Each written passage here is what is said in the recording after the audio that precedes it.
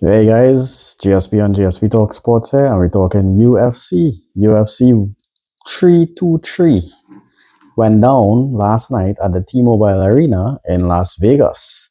And whoa, what a card, and what a way to close off the ESPN pay-per-view era on UFC, well, on TV. And so yeah, they're moving over to Paramount TV. So I guess you'll have to subscribe to Paramount if you wanna get UFC. We had yeah, some big ones. We had the Marab versus PETR, and we had Josh Favan taking on Pantoja, and whoa. So Marab failing his attempt to win his fourth defense of the year. Remember any prediction we were talking about? He already beat Omar Nurmagomedov. He beat Sean O'Malley. He beat Corey Sanhagan, and I guess some people saying that he bit off more than he could chew in terms of the stress he put on his body. In terms of respecting the process and weight cuts, to reach to this level 4 times a year. Should have probably tried for the three. There's a reason why nobody ever did it before, right? And he was attempting to do it, and yeah, failed. And Joshua Van won the flyweight title in a freak accident. Freak ending over Alexandre Pantoja. So we'll talk more about those. Starting with the prelims. Well, the early prelims, just imagine Edson Barbosa. We all know him. I love this guy.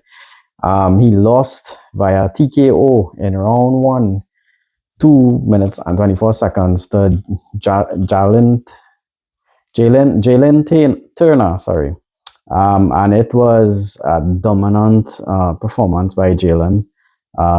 This guy, just imagine, he retired. He's only 30 years old, came back.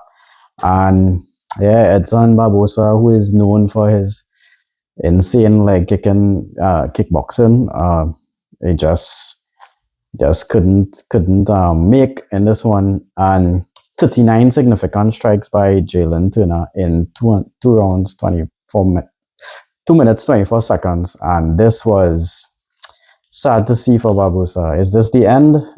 He didn't retire right away after this fight, so we'll see what's next for him. But I don't like seeing him being a legend look like this. So hope his team can advise him to suit, or probably he's holding out for a final fight at home when it is next. UFC is going to Brazil, so let's see. In the early prelims also, in the middleweight, so that was lightweight with Barbosa and Jalen Turner. In the middleweight division, we had Marvin Vettori. He lost a unanimous decision to Bruno Ferreira. This was an evenish fight. Vettori didn't really look that good, to be honest. I mean, these guys traded back and forth, and Bruno Ferreira is basically one of the new guard here now, and Vettori trying to defend his ranking spot. Basically, I guess he's on the down, and yeah, I just think that Bruno Ferreira, this was a correct decision in terms of, although the fight looked pretty balanced, but Ferreira was a bit more dominant with his overall performance, and yeah, he took this one.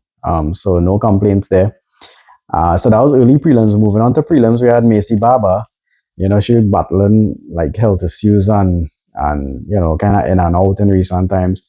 Fought Karine Silva, and a decision win for Barber. Comprehensive. This is 9 wins now in a row.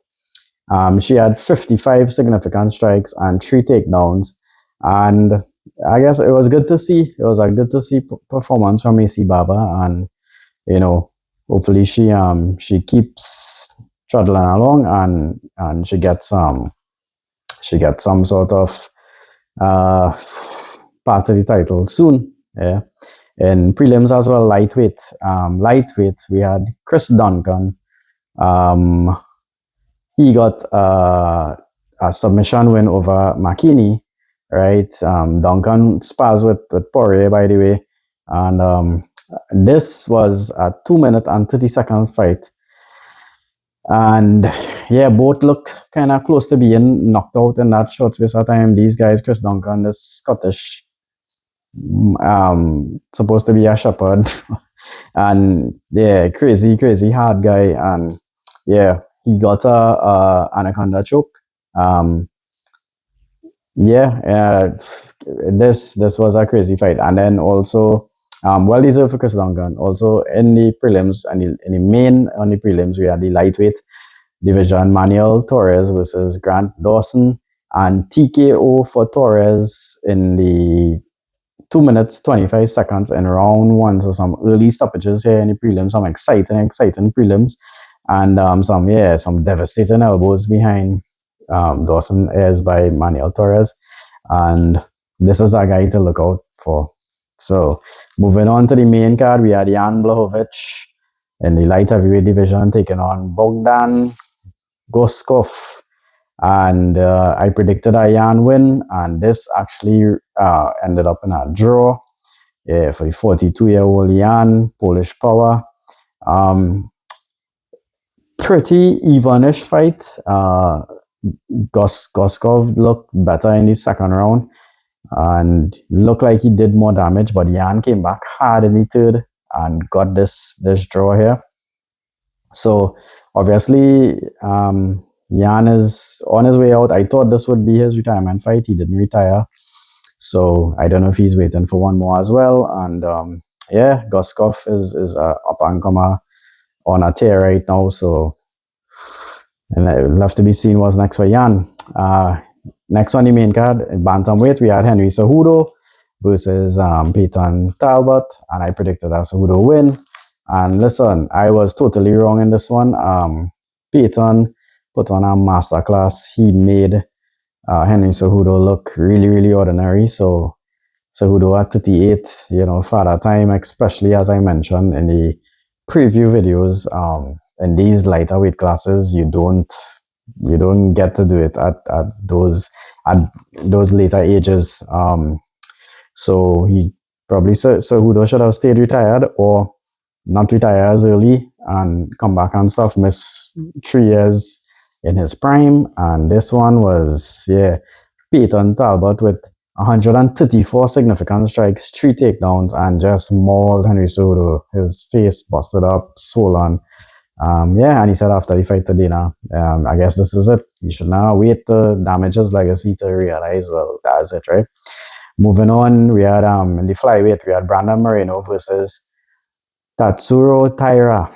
Yeah, I had a Moreno win for this one, and Moreno really started off good. His normal wide stance Mexican boxing style, and this ended up with a TKO stoppage in the 2 minutes 24 seconds round 2.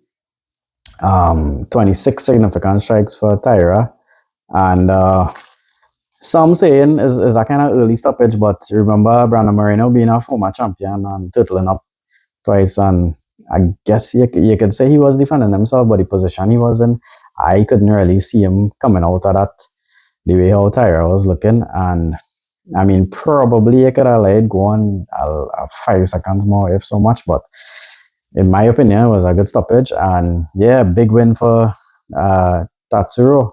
And what's next for him? Because as we would see coming up in the flyweight division, Van won. And does this mean a TAIRA title shot versus Van in Japan? See what I did?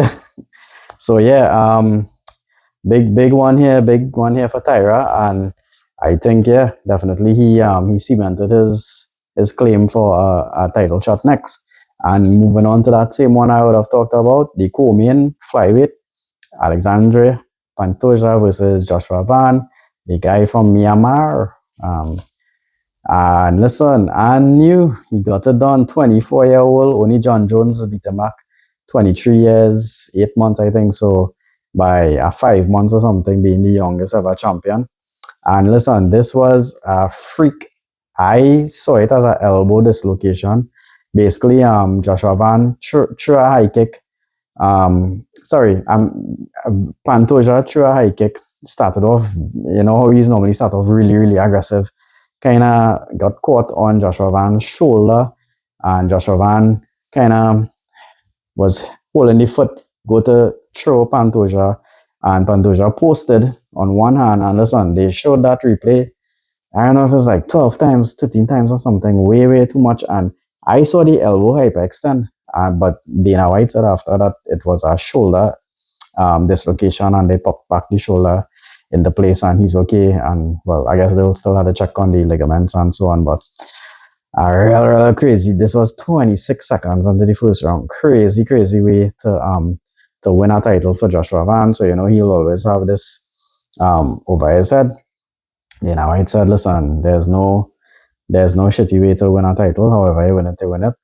As we would have seen with Aljamain Sterling versus Petr Yan, when Petr Yan lost his title 3 years ago for the illegal knee, and Aljamain, I mean, is a knee to the head, right? So he alone know what he will be feeling. Some people think he was acting, but I mean, if you ever get a knee like that, you will know. And yeah, so this was not a nice way for this co-main to go. And Joshua Van first person from Myanmar to be a champion, and it would be really, really interesting to see him versus TAIRA in Japan. Let's hope they make that. And the main fight, Merab Davashvili versus Petr Yan. I predicted a Merab win because I was saying that I went against Chimaev, I went against Islam in terms of this dominant wrestling type style, and DDP and Jack Della. Both of them couldn't do anything. They were totally outclassed in those two matches. And in this one, I thought it would be pretty much the same, knowing that these guys fought already. And I didn't think that Petr Yan would improve as much as he needed to be able to change this result. And boy, was I wrong. Listen, man proved me wrong big time. 159 total strikes. By the way, Merab actually landed more strikes. Merab had 196 strikes, total strikes, to Petr Yan's 159. Merab had 134 significant strikes, and Petr Yan had 139, so a little more in the significant strikes for Petr Yan. Merab only getting 2 out of 29 takedowns, by the way, and no takedowns in the first 2 rounds, which I expect Merab to do. He chose to stand up and trade. I guess he was feeling confident. Petr Yan actually got 5 out of 9 takedowns. Who would have think that? And as I mentioned, Petr Yan talked about, well, he broke the machine. He said a machine could break down. I talked about Merab trying for the 4th defense in a year, and it was, I guess it was probably too much, because you know he's normally insane cardio style. Listen, Petr Yan, to improve as much as he did, to stop those amount of takedowns, right, and not how to gas out or look tired in front of Merab, who is really a machine and doesn't seem to get tired. This man really would have trained his AWS off to get to that condition and to be able to do what he did. And he bloodied Merab's face, looked like nose, cuts his face. Listen, some brutal kicks to the liver Merab absorbed. And listen, any normal man, or I think any other fighter, would have probably like go down here. Here the man was shouting out when he got those liver kicks, and like a good few, and man just keep on fighting.